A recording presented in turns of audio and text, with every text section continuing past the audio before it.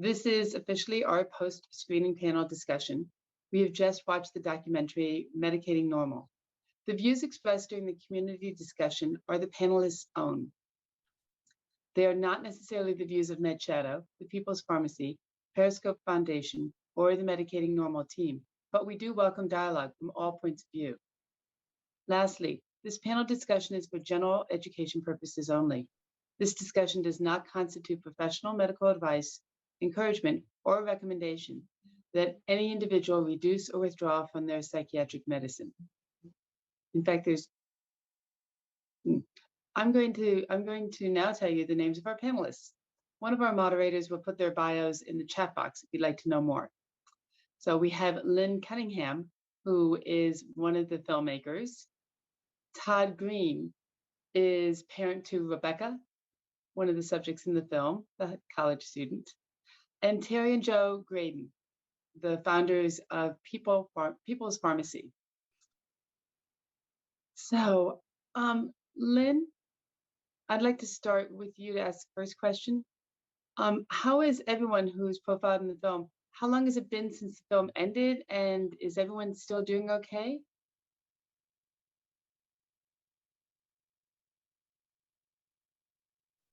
No, you're not, you're on mute.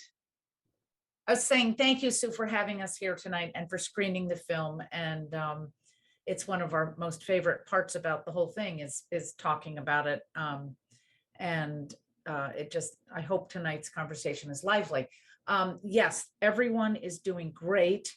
It does not mean that their problems have gone away. The film was completed in about 2020-ish, and everyone is doing okay. But the important part of the film is that human suffering and problems will exist whether or not medication is used or not. And it's not really the point of the film to say, boom, medication is gone and everyone has gotten better. These are very, very serious issues out there, and we're struggling. So, but for the most part, everyone is doing well. Well, I thank you for making the documentary. It must have been very, very rewarding, but very painful to be so involved in these people's lives and to see their struggles that were potentially so easily avoided. Terry and Joe, if Graedon, I can ask you the next question. And this is a hard question, but could you speak to the difference between addiction, psychological dependence, and physiological dependence? Because I think we saw a lot of the crossover in this film. Or maybe there's no crossover. What do I?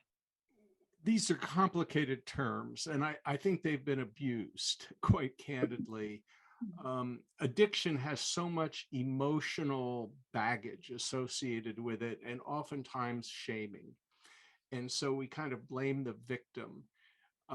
We also often use the term dependence. And what we often mean by that is that when people stop, they experience withdrawal symptoms.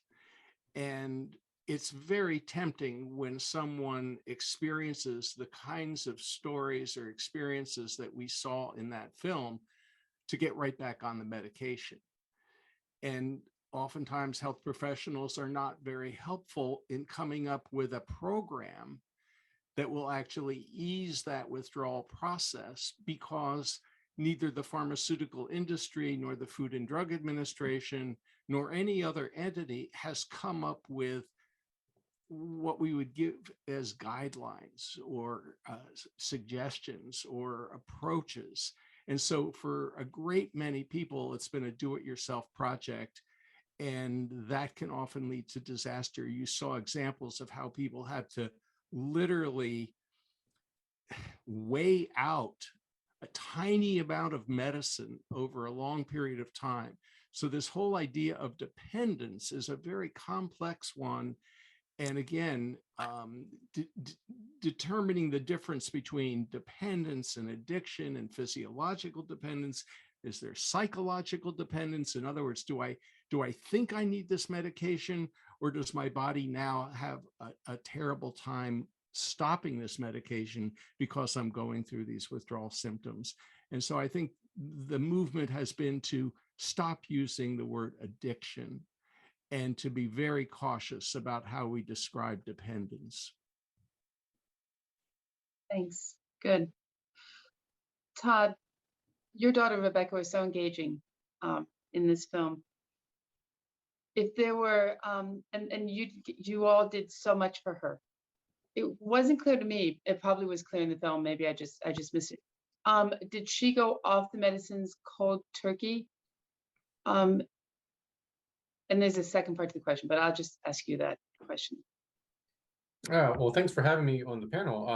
The short answer to that is, in the end, after a year of medication and all sorts of cocktails that were prescribed for her, some medication being prescribed to deal with the side effects of other medication. At the end of that year, my wife and I, after a hospitalization, another hospitalization Rebecka had, we finally just decided to take her off altogether. I'm having trouble remembering, how quickly that was done. Mm-hmm. I don't think it happened overnight, but I think it happened fairly quickly though, and there were some extraordinary circumstances that led to that. But the opportunity arose for us to stop the medication after some really difficult stretches and a hospitalization, and it felt like a gamble at the time, but in the long run, in retrospect, it actually, in her case at least, paid off. Yeah. I mean, you're in a terrible position because you were her caregiver, you're her parent, and you trust the doctor. You want to trust the doctors. You desperately want to trust the doctors. And is there, if you could go back in time, was there a moment before that full year went by when you think, well, stopping would have been justified maybe 3 months earlier, or at this moment, or at the moment when she saw Alice, the image?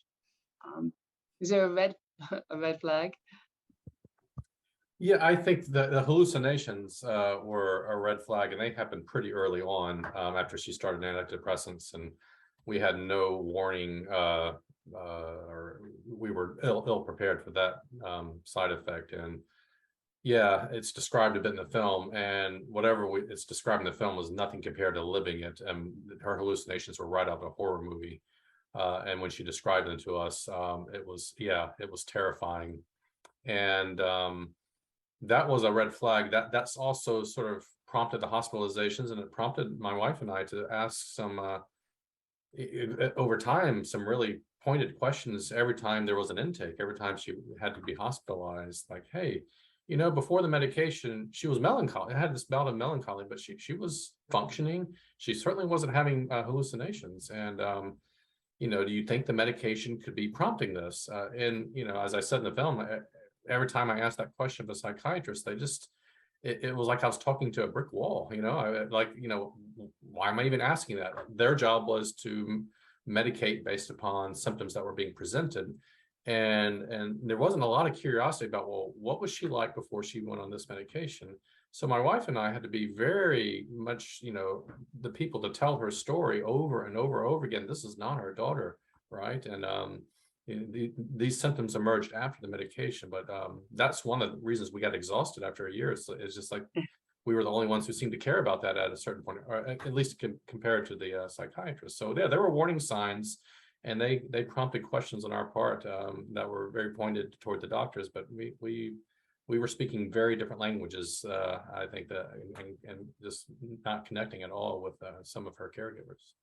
It feels like you moved very quickly in when you look in the context of what other people went through, how long other people's trust in their doctors lasted. But perhaps that was also because they were the ones advocating for themselves and they were being medicated. Is your daughter a good advocate for her own health now?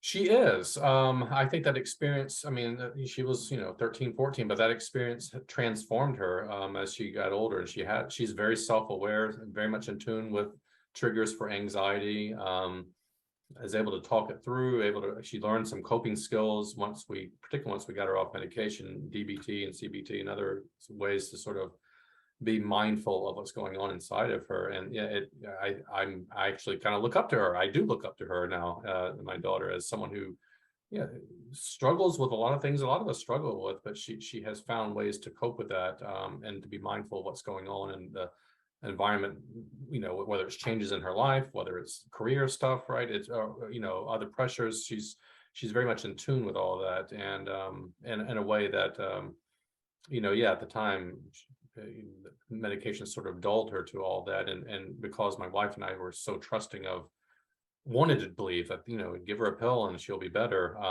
that we weren't asking those kinds of questions, or thinking about coping skills and other ways that one can go about trying to work through these challenges that are very common, and so this was transformative for her, and I would dare say for me today.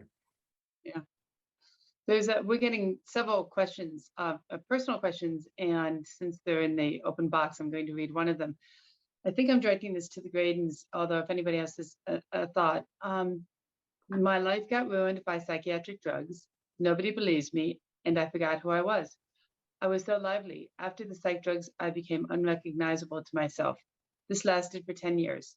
I stopped drugs for 5 years, but I still don't feel like myself. What do I do now?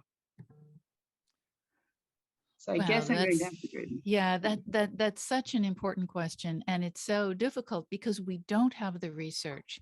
We don't have the studies to say, here is how you get off these medications. Here is the natural history. After you're finished with the withdrawal, here is how you get back to your old self, the parts of you that you really loved.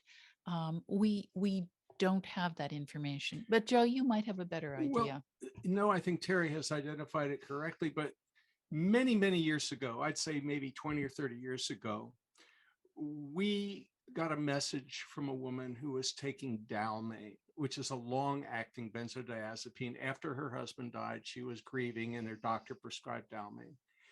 And after several months, she said, well, I'm ready to get off this drug because now I'm sleeping better. I think I don't need to take it anymore. But for many, many months, a very long period of time, she was experiencing withdrawal symptoms. She was going through a lot of the kinds of symptoms that we saw on the film. And the doctor didn't believe her. The doctor didn't believe her. And when we contacted their drug company, Hoffman LaRoche, they basically said, well, the drug's out of your system within a couple of days. It's a long-acting benzo, but hey, after a week or two, it should be gone. Well, we did a lot of research and we talked to a lot of experts, and they basically said for some people, the brain chemistry has changed, not for just a few days, not just for a few weeks, but potentially for months or longer. And that can be true for a lot of these drugs. Some people are super sensitive to the changes that happen, and we don't completely understand why they don't recover. I mean, one of the people in the film was experiencing a long-term consequences of getting off these medications because we've tinkered with their brain chemistry, not just for a few days, but in some cases for years. And it may take a long time, maybe years, if not longer, for that brain chemistry to be reestablished, if ever.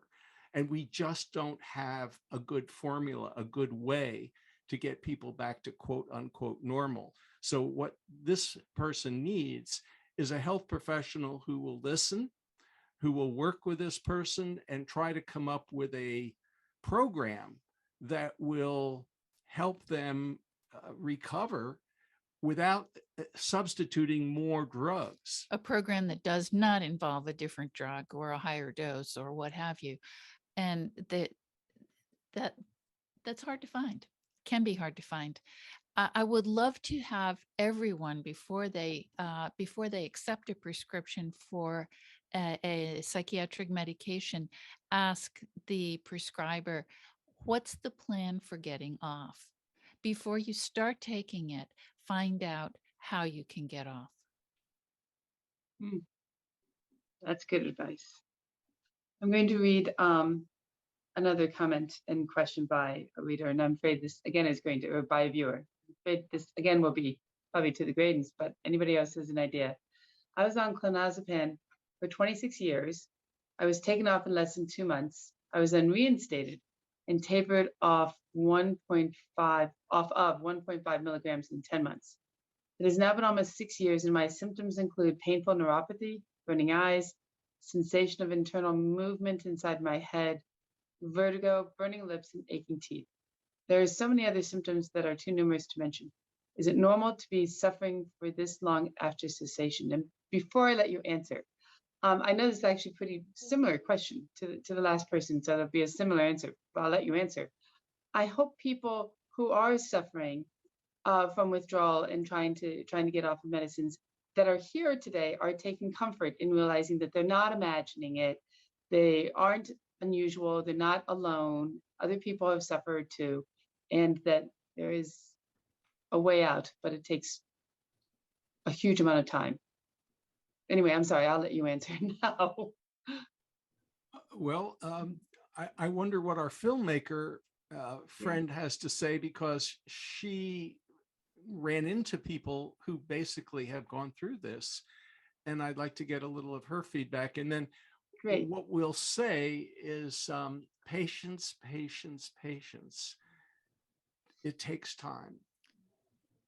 Thanks, Lynn. Yeah, and in the research phase of the film, we spoke to my co-producer Wendy, and I spoke to more than 100 people across the country, all who had experienced not exactly the same. They weren't on the same drugs necessarily, but the pattern is the same.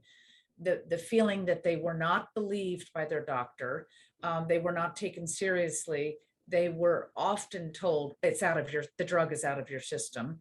And it was said over and over and over hundreds of times to us. Any one of these people could have been in the film, by the way.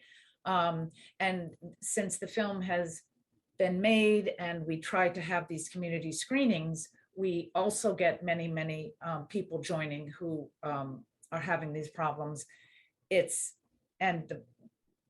There are support groups.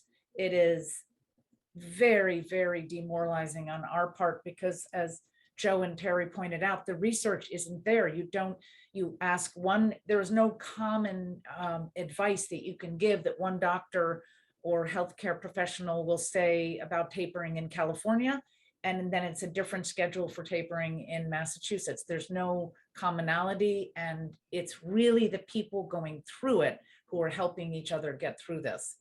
And they are learning from each other. They're giving each other support, encouragement on the websites. And I would say, go to the websites, listen, learn, ask questions, because people really want to help each other.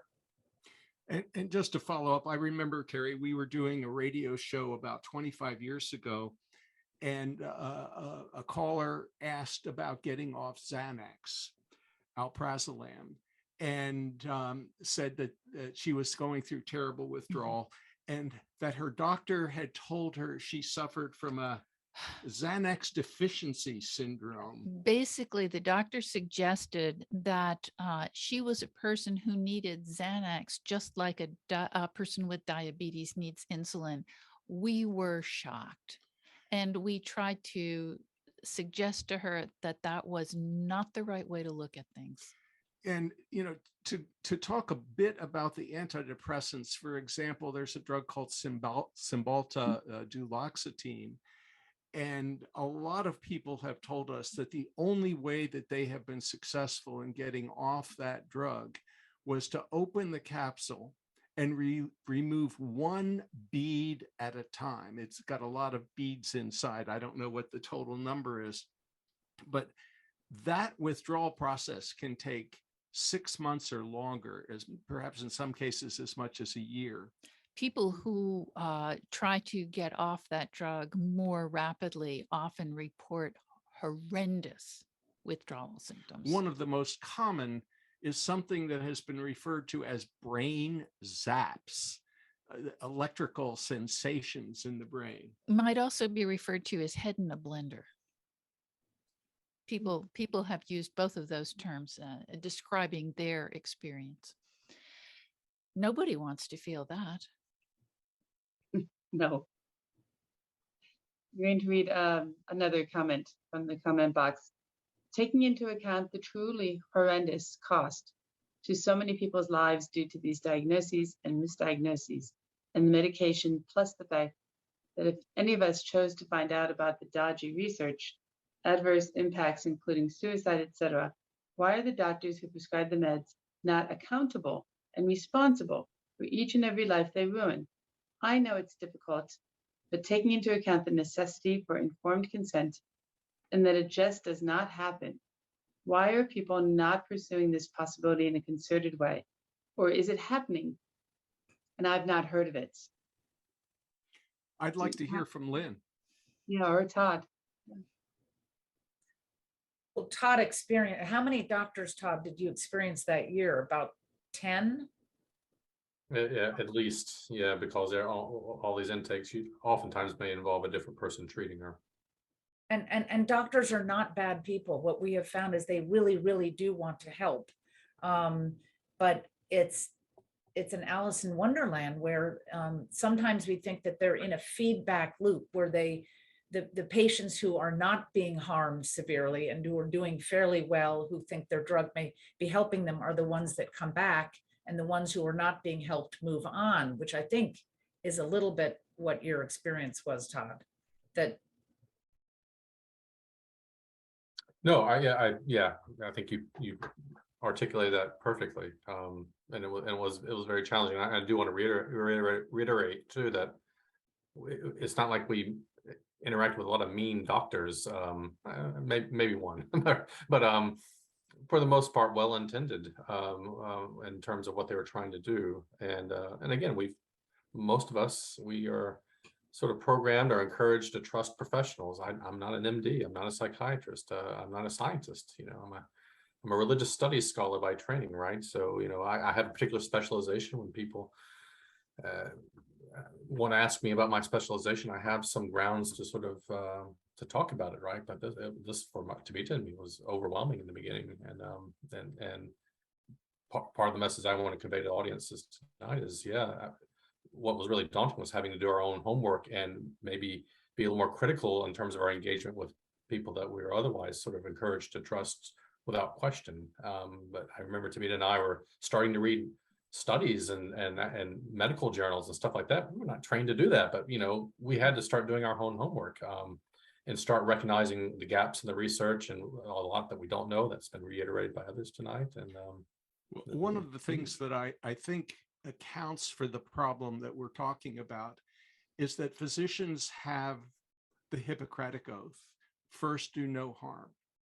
And it's very hard, I think, for health professionals to come to grips with the concept that something they may have prescribed could be harming a patient. And so the easiest thing to do, as you saw in the film, was for the physician to say it's their own fault that they can't get off a benzodiazepine. Anybody can stop a benzodiazepine, no problem. Whereas that is absolutely not the case. I think the other challenge is that when we first heard back in the 1980s, the first case that came into us of a woman who committed suicide on an SSRI, Prozac. I think it was Prozac, and her father wrote to us. He was a physician, a health professional in his own right. And he basically said, I think the drug was responsible.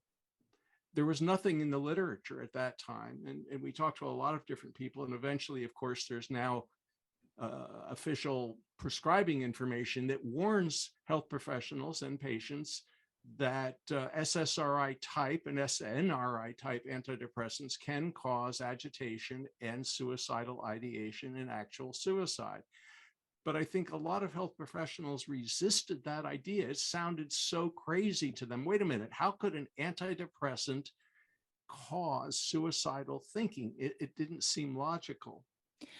Part of the reason there's not a good answer to that question about accountability, Sue, is that we don't really have good measures to enforce accountability from the professionals, short of suing them, short of legal action. And that's really a huge gun.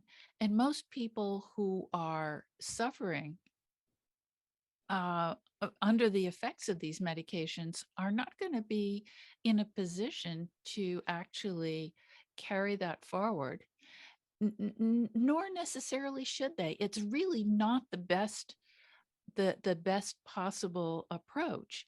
And yet it seems to be the only tool we have left in our toolbox to elicit accountability from professionals when they're not paying attention. And there's one other thing that's interesting, and that is if you watch any television commercials where you have the drugs being promoted these days and they're widespread, you see this long list of side effects being mentioned by the voiceover announcer. And the same thing is true in the magazine ads. So there may be 10 or 15 pretty serious complications. And then if the patient experiences one of those serious complications, perhaps even death, the drug company says, well, hey, we warned you. Yeah, not our fault. That was your health professional who should have told you about it. And the health professional can say, well, it's on television. It's right there. I mean, they got that information when they got their medicine prescribed and filled in the pharmacy. So the bottom line is, oh, we told you, not our fault, even if it kills somebody. Right. Well, and it's very difficult to sue a doctor if they're prescribing a drug that was approved by the FDA, even if they're prescribing it off-label. Yeah. And off-label, for anybody who doesn't know what that means, and I'm sure the Graedons will correct me when I'm wrong, but drugs are approved for a specific indication. So a drug may be approved for headaches, but over the course of use and testing and experience, it may become well known among doctors that it's also good for coughing. And so they start also prescribing it for coughing, and it seems to work. And so that would be off-label.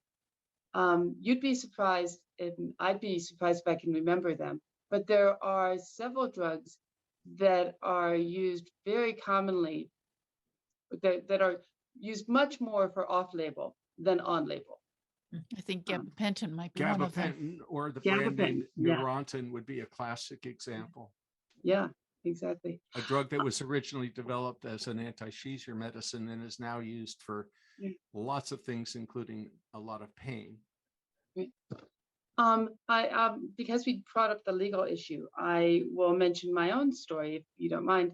I'm a DES daughter, which means that my mother, while pregnant with me, was given a drug called diethylstilbestrol, and it was given to 5 to 10 million pregnant women in the 1940s, 1950s, 60s, up to 1971, when it was discovered. And it's a fascinating story that I will not get into on how it happened, but well, actually, I should tell you. It was discovered that DES can cause a rare cervical vaginal cancer in the child. Now, this cancer didn't appear until the child exposed in womb was somewhere between 18 and 25 years old. So connecting it back to DES that was given to the mothers in pregnancy was unlikely to ever happen, because it was a rare side effect of a rare cancer. But there was a cluster in Boston, and the mothers standing in the hallway got together and started comparing notes and went to the doctors and said, we all got DES. Could it be the DES? And the doctor said, that's ridiculous. There's a placental barrier that protects the infant, which was believed even in 1971. It's not true. The placental barrier will protect you from a few things, but drugs will pass through. So it's fascinating that the patients themselves, finally one doctor listened to them and did a research study on it and made a direct connection to it. So DES causes many other things, infertility being a common one. And as a DES daughter, I was infertile. So I joined a lawsuit. It wasn't a class action suit, but like a class action suit. And there were hundreds of people who sued the drug companies. You could not sue the doctor. And in many cases, like the majority of cases, the doctors, as my mother's doctor did, destroyed the records before they could be subpoenaed. And then the pharmacist had a fire. So you couldn't get any proof or records that that my mother was given this drug. Because of my specific damages, I was given some settlement money. But you know, the $15,000 I think I got, you know, pretty much does not make up for being infertile. So it's not a fulfilling, happy satisfaction to win a lawsuit like that. You'd really rather never be in one. So now I'm going to bore you with one more story. I apologize. But many years later, my nephew came to live with my husband and me. We had no children. He was in 6th grade. The school within 2 months called us and said he has to go on Ritalin. He's ADHD. He was from a difficult home. He'd been acting out and acting poorly. And I took him to one of the leading ADHD doctors in the city. And within 20 minutes, he wrote out a prescription for Ritalin and charged me $500. And he said, give him the Ritalin for a week. If he doesn't respond, double it. If that doesn't work, come back. I'll give you Wellbutrin or Adderall. Don't worry, we'll get him under control. So I said, so what are the long-term effects of giving a kid a stimulant? This is back in 2006. Of giving a kid a stimulant who's, you know, in puberty or heading into puberty. And he said, there's no long-term effects. We taught, you know, everyone in New York City knows the short-term effects because so many people take it. But there are no long-term effects. I said, sure. Do you have a study? He said, I would just know. I've been giving it to kids for 10, 20 years. So my kid never got that drug. We figured things out other ways, but we were lucky. We were lucky because we had the time and the financial ability to get help in other ways and to spend the time to read the studies that Todd's talking about, look for studies, figure it out. And it's exactly why I started MedShadow Foundation. And I'm not a doctor and I have no medical training, but I read studies and we have health writers and we have wonderful medical advisory board members like the Graedons who keep us on track and talk to people about the side effects of medicines. Sorry, I got off on my own thing. Here's another, this is a change in topic. And they say, I know this is a very sensitive topic right now, but do you know if there's any investigation as to the rise in school shootings? Oh, sorry. Oof. Of the rise in school shootings in the US and the fact that so many of these kids were on psych drugs when they committed these acts. There must be a correlation. I know that if I experienced akathisia as a teen, I would have gone off the rails, no question. Prayers for all those affected.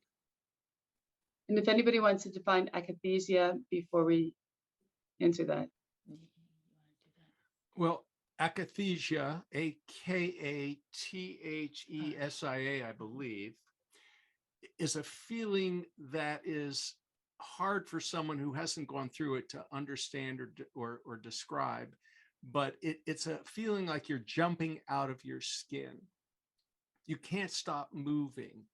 It's your body is so uncomfortable. If you've ever seen someone with this condition, they're constantly moving, jiggling. It's really an extraordinary experience to observe. And I am sure for anybody going through it, it's just unbearable. And it is a side effect of certain medications. It is absolutely a side effect of some of the antipsychotic drugs. One of the things that is probably, I would say, the most controversial with regard to what we're talking about, especially when it comes to the antidepressant medications, is this idea of self-harm or suicidal ideation that is now recognized as an association with some of these drugs. But there's a flip side of that self-harm and suicidal ideation, and that is what we'll call, for lack of a better term, homicidal ideation. In other words, are there people who direct their terrible feelings towards others? And, you know, the American judicial system can't conceive of the idea that a medication might make someone harm someone else. or even attempt to kill someone else. We don't believe that that kind of behavior can be triggered by a medication, even though we have now had to accept the reality that self-harm does happen and suicide does happen. I'm not going to weigh in on this because it's just too controversial and I don't think has been studied adequately. But I do believe that some of these teenagers who have been put on some of these medications may be vulnerable to not just irritability and anger and hostility, but perhaps even something far worse. I'd like to jump in and echo what Joe has said. You just, in talking to people who are in these communities, you know that this is true. And in every single of these horrifying shootings, at least I read it trying to determine what this person was on, what they were taking. And it is never, never, ever talked about in an article. So we as the public do not get information about it.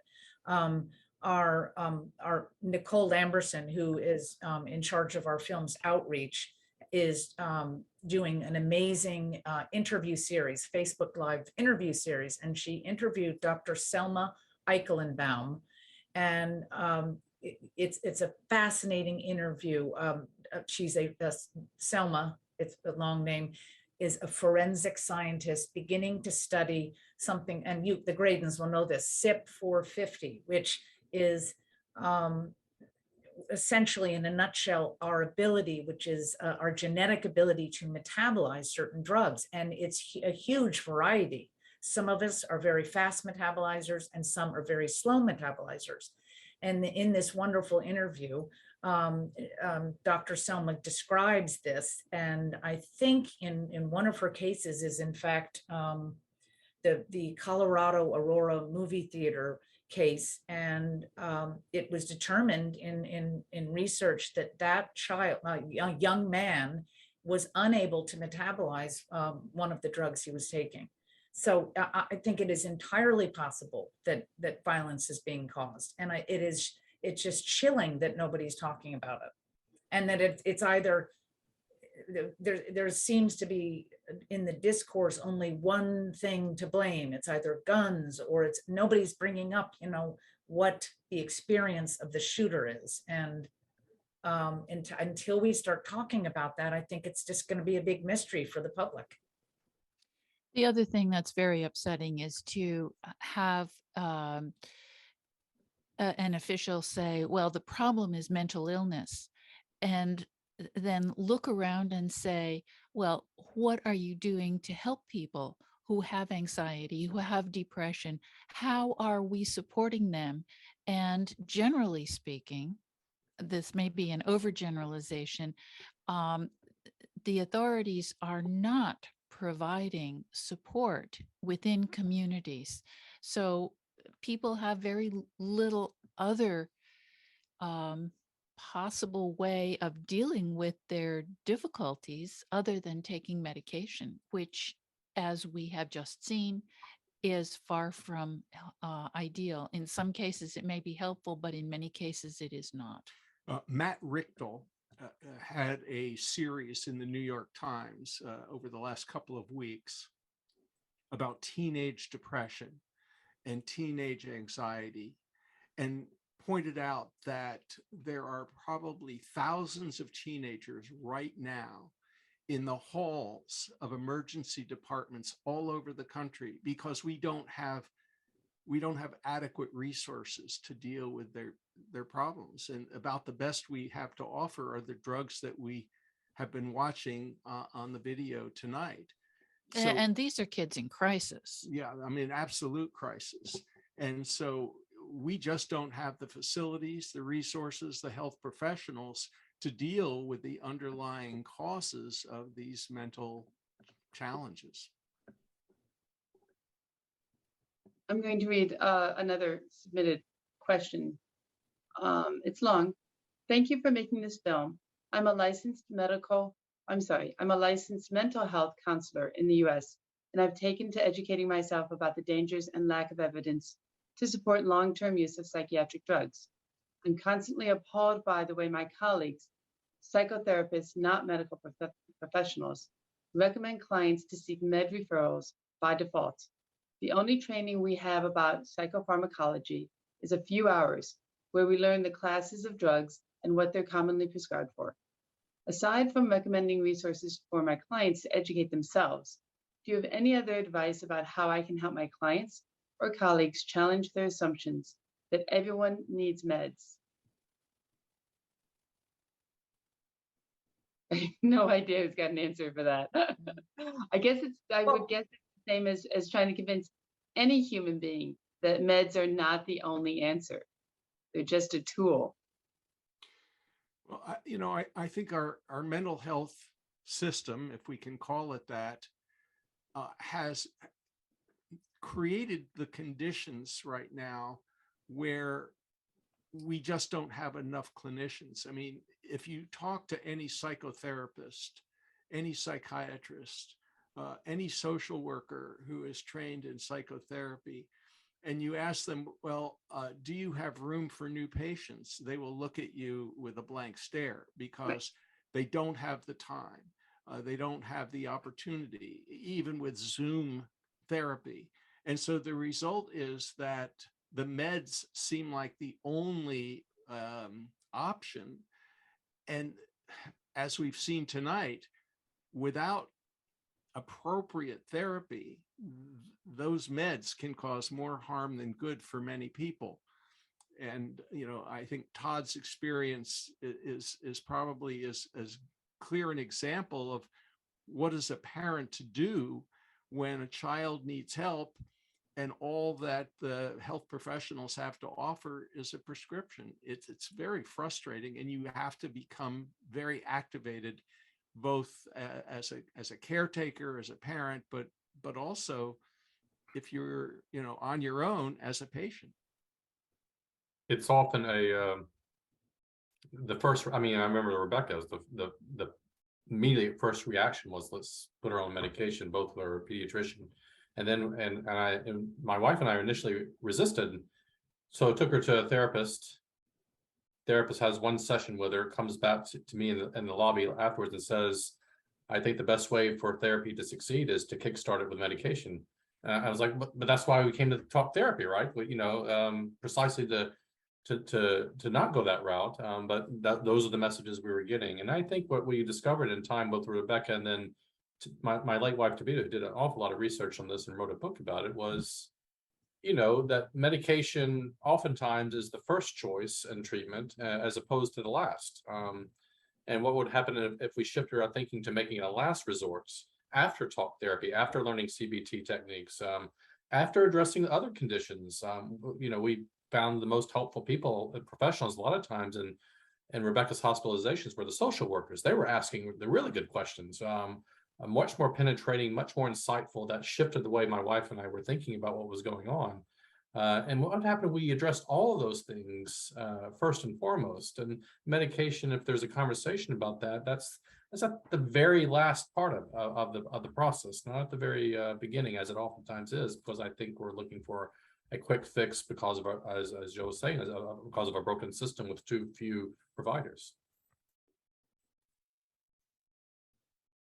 Yeah. But I love that professionals have come to us and they want to change the way their colleagues are thinking or ask questions. And I think it is why we would very, very much like to try to get our film into medical schools, because I think the receptivity of the younger doctor in training is really, really important before they've established, a career where it's going to, they're saving face. They've medicated a lot of people, and to say, oops, I've done something wrong, maybe in some cases is hard, I think. So we're really trying to get the film in front of younger medical professionals. and also a young, bright doctor from University of California, San Francisco just came to us the other day and said, hey, can I screen the film? I really want to try to convince some colleagues. And, Todd wasn't available, but putting someone like Todd on a panel with a doctor who's grappling with the same problems, but from a different perspective is, in my opinion, how you get this minds being changed and have a dialogue that we're having. But anyway, Well, I'd like to go so far as to suggest that this film should be aired at every medical school in the country for every medical student who gets that very short couple of hours training in psychopharmacology, because it's the counterbalance to what the pharmaceutical industry has been able to sell, I'll say metaphorically, to the professors of pharmacology and psychiatry in most of the medical schools in the country. So good luck with that, Lynn. We're totally supportive of that initiative. Oh, well, any ideas you guys have, send them over to us, because we Lynn, want to do. Lynn, was it hard to get doctors to go on camera?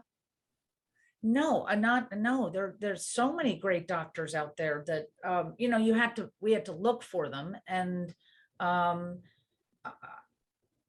would say a lot of doctors many doctors admit that their training was very different than how they ended up practicing.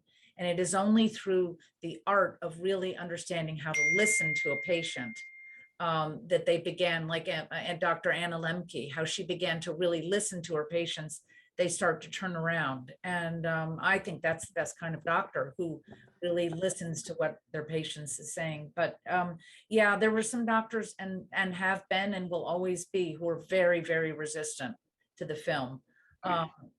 We showed it at a grand rounds at Yale. We're not allowed to talk. We weren't allowed to take place to listen to the discussion afterwards, but a really nice doctor from Yale loved the film and wanted to show it to his colleagues. And the discussion was something like, well, those are bad psychiatrists. We are not like that here at Yale, which I'm sure they're not. I'm sure they're mostly great psychiatrists at Yale. But the fact is, there are doctors like that all over the country. I mean, look at Todd's experience. So the fact that at Yale, they think that they're better, but they should know what's happening across the country. But there's one other point that I think should be made. There was a time when psychiatrists were primarily responsible for prescribing what we'll call, the medications that we're talking about today, the anti-anxiety agents, the antidepressants, the antipsychotics. And I think the pharmaceutical industry, through its advertising and its promotional efforts, have managed to move that process into, regular family physicians, not just internists, but across the board. So physicians who may have gotten relatively little training in the pharmacology of these medications, the pros and cons, are now the chief prescribers of these drugs. And so, just putting aside the psychiatrist for a moment, almost any physician who chooses can prescribe these drugs without being able to give people enough information about, as Terry said, well, how would I stop? And nobody has a good answer for that. Unfortunately, not even the psychiatrist. And part of the problem is the whole culture, the whole cultural assumption that if there's anything wrong with you, you can fix it with a pill. That's not just for psychological problems. That really goes for all kinds of problems. Is your cholesterol too high? Oh, we got a pill for that. And we really need to rethink that culture. Well, here's a comment from one of our viewers. It says, from a pain management MD, there is a better way. Doctors need to be trained to offer non-pharmacological treatments for all medical issues, mental and physical. As a pain management physician who rarely prescribes medication, we need to embrace a lifestyle medicine approach, empowering patients to take control of their health with solid evidence-based food, sleep, exercise, stress management as medicine. This medication madness needs to stop. Well, Which Sue, I'd really endorse that. Amen. But here's the thing, there is extraordinarily excellent research suggesting that exercise is effective as an antidepressant, that it can really ease depression. But how many physicians are trained in medical school how to structure an exercise program, and then how to be a great coach for patients so that they can really follow through on that exercise program? In addition to exercise, since we're talking about young people and depression, there are two actually fairly good, not perfect, but fairly good studies from Australia showing that putting young people between 18 and 25 who are depressed on a Mediterranean diet has an excellent outcome. And of course, the side effects are, there's no comparison between the side effects of following a Mediterranean diet and the side effects of going on an antidepressant. Well, this all leads me to a question that I am grappling with. I need a new doctor. How do I find my internist retired, and I don't know how to pick up the phone and say to the doctor, "So are you the kind of doctor I want you to be?" But I imagine Todd has, and well, everyone has this problem. Todd, did you change your doctors through any of this? Have you changed your feeling about going to a doctor at all? Yeah. I mean, as sadly as I get older, there are times when I need to go to the doctor, right? But it certainly changes the kinds of conversations I have. And I should add, I personally go to therapy, and it changed the way I thought about, looking for a therapist, right? Is this someone who could actually help me with talk therapy, or in a session or two, am I going to get what we really need right now is you to go on a lot of medication, and then I think I can help you. So that's where I kind of go the other direction. But same with doctors, I off and on over the past 4 or 5 years, I've had to change doctors a couple of times. I actually have just moved to Washington, D.C., so I am now looking for a new doctor. And this is a conversation I try to have early on when I'm first meeting with a new physician, which is, how I struggle sometimes with anxiety, and I want to manage it naturally, and I want to have a doctor who's in tune with that. And I can usually tell within a minute or two when I raise that question of whether this is going to work or not, based upon how quickly they move to the antidepressant or anti-anxiety medication conversation, which as I said a while ago, it's a last resort for me, not first. So if they have a more natural approach, and I had to just amplify this message of exercising and running, which is something a doctor I had 15 years ago recommended for me when I briefly tried antidepressants and didn't have a good reaction to them at all. And I said, "Well, is there a natural way to do this?" He said, "Run." Just run. So I've been running ever since. And so I look for that in doctors now as well, in terms of, did they move in that direction first in the conversation, or do they move to the medication first? And that's usually kind of a sign for whether it's going to be a fit for me. So you really can run from your problems. You can, in a manner of speaking. I still need talk therapy, right? And it's complicated. I don't think Tabitha or I were ever people who'd say, we're open to people who've taken medication and who maybe have had different experiences in terms of feeling better than, say, Rebecka did. But certainly because of that experience, some of my own experience, I have looked long and hard at other ways of dealing with this, and exercise has been my number one way of addressing anxiety, which is persistent with me. But the more I've exercised, the more I've been able to manage it, and I think that's holistically is the way we have to think about addressing anxiety and depression. And then, as I said, leave medication to the very end of after all the other avenues have been explored. So, Lynn, I'm going to ask you for a context comment, meaning surely the vast majority of people who take these medicines don't have these withdrawal problems and issues. Do you have any feel for, is there any statistic or any percentages you could toss out to say it's 1 in 10 have a very difficult time, or 1 in 5,000 have a very difficult time? What? No, you're on mute. There's a quote in there from Dr. David Cohen from UCLA, and I believe him in he presents statistics that 20 to 25% of people who take antidepressants, and I'm not sure whether he's talking about in general psychiatric meds, 20 to 25% feel they have been helped. 40% feel they can't really tell, they're not harmed, but they can't really tell if they're helped, they're okay.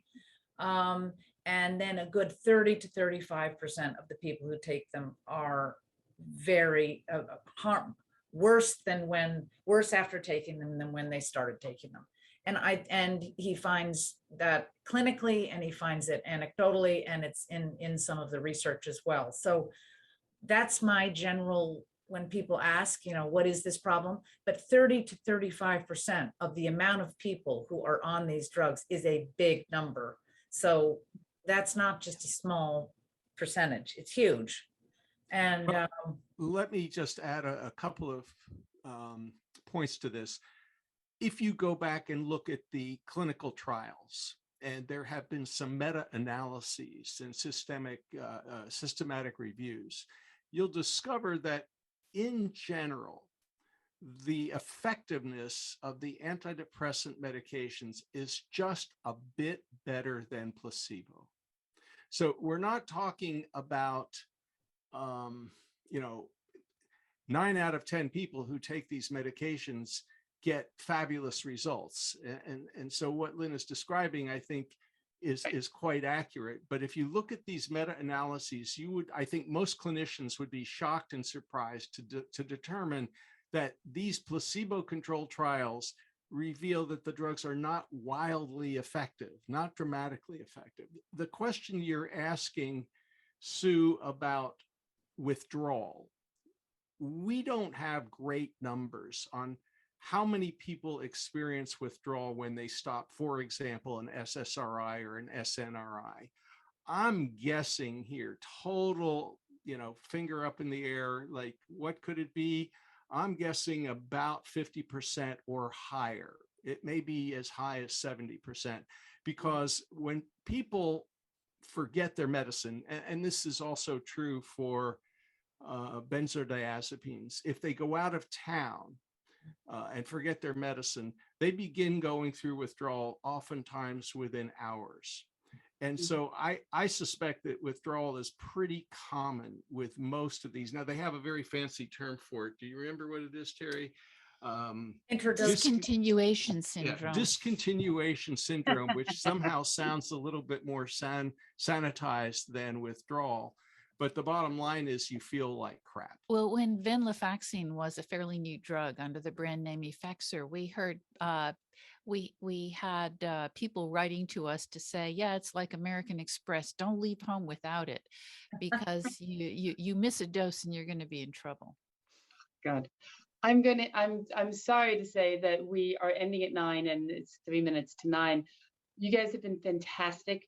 I want to give you each a moment to give us your last thoughts. Tell us about anything else you want, if you have a website or some work you want to tell us about, or your last thoughts on this whole process. So Lynn, I will start with you.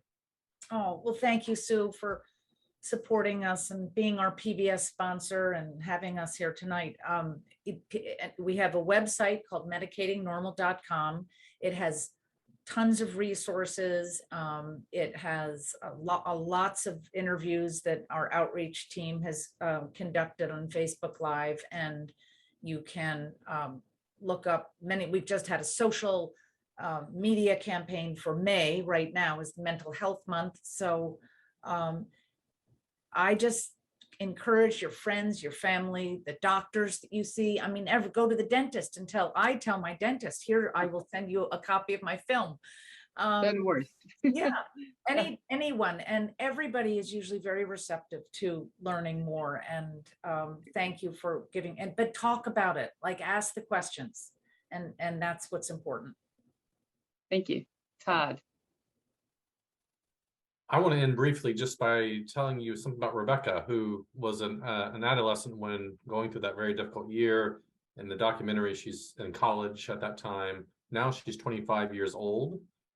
Last night, she was at the DC Improv Comedy Club, where she gave a performance. She had been taking a class on how to do stand-up comedy at the Improv over about 5 weeks, and then she graduated with her peers by they all got to give about a 6 or 7 minute comedic performance. So I sat in this audience watching someone who is unrecognizable from the person that the film deals with in that lost year when she was 13, 14 years old. That's how much she has changed, how much she's improved. I mean, basically, this was the Rebecka I knew even as a kid, right? And so I want the audience and people seeing this to know that, you know, this is a remarkable recovery story for my daughter, and she's thriving here in Washington, D.C. to the point that she can do stand-up comedy, which is something I would never have the courage to do. But that's how far she's come on her own journey. Yay. And congratulations to her, but to you too. Thank you. Good job. Graedon's, Joe and Terry. Tell us about People's Pharmacy. Go ahead. Well, the People's Pharmacy is a nationally syndicated public radio show heard on about 200 public radio stations around the country. In 2 weeks, that is to say, not this coming Saturday, but a week from Saturday, we will be talking to Matt Richtel about his series in the New York Times regarding depression. And so you can find the podcast, if you don't listen to it live, on your public radio station at peoplespharmacy.com. We're also read in newspapers around the country, and we welcome people sharing their stories on the website, again, peoplespharmacy.com. We have a lot on antidepressants, antipsychotics, anti-anxiety agents, because we really believe in having people share their stories. Otherwise, people can't understand it as well. And that's why Lynn's film is so fabulous. And I think what Todd's story is telling us is that there is life after medications, and it is possible to recover. I really want to thank Todd for that report. That's such wonderful news. Yeah, thank you. Okay, thank you to the panelists. Thank you to all of our viewers who sent in such interesting comments and questions. There were almost 100 comments and questions. We obviously could not cover them all, but they were very thought-provoking. And thank you for your time. Please support the film. Come to MedShadow and read articles about how to minimize your use of medicine and lead a healthy life. And have a good night. Bye all.